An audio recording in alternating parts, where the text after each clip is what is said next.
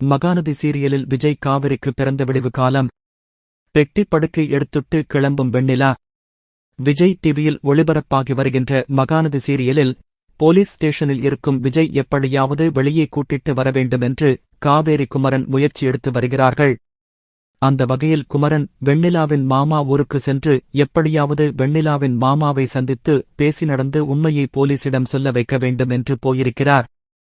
காவேரி ஹாஸ்பிடலில் இருக்கும் வெண்ணிலாவை சந்தித்து பசுபதிதான் மொட்டை மாடியில் இருந்து தள்ளிவிட்டார். என்னுடைய விபத்துக்கும் விஜய்க்கும் எந்த சம்பந்தமும் இல்லை என்று உண்மையை சொல்ல வைக்க வேண்டுமென்று வெண்ணிலாவை பார்த்து பேசுகிறார். ஆனால் அப்படி பேசும் பொழுது வெண்ணிலா, நான் உண்மையை சொல்ல வேண்டுமென்றால் விஜயை எனக்கு விட்டுக் கொடுப்பியா என்று கேட்கிறார். உடனே காவிரி, விஜய் சந்தோஷமாக இருக்க வேண்டும் என்ற நினைப்பில் வெண்ணிலாவிடம் காலில் விழுந்து கெஞ்சுகிறார்.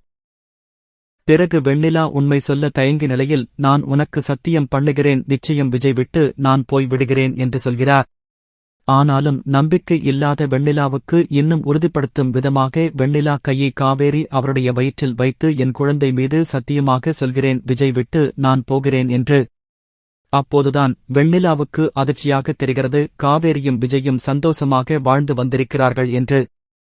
அதனால் இவர்களுடைய வாழ்க்கையில் நாம் தலையிட வேண்டாம் என்று முடிவு பண்ணி பெட்டி படுக்கையை எடுத்துட்டு போக தயாரான காவிரிக்கு பதிலாக விஜயுடன் காவிரியை சேர்த்து வைத்துவிட்டு வெண்ணிலா பெட்டி படுக்கையை எடுத்துவிட்டு மாமாவுடன் ஊருக்கே போகப் போகிறார். அந்த வகையில் வெண்ணிலா பிரச்சனையும் முடிந்துவிடும். வெண்ணிலவை தள்ளிவிட்ட குற்றத்திற்காக பசுபதியும் ஜெயிலுக்கு போய்விடுவார். இதனால் காவேரி மற்றும் விஜய்க்கு விடிவு காலம் பிறந்துவிட்டது போல் இந்த பிரச்சனைகளில் இருந்து தப்பித்து விடுவார்கள்.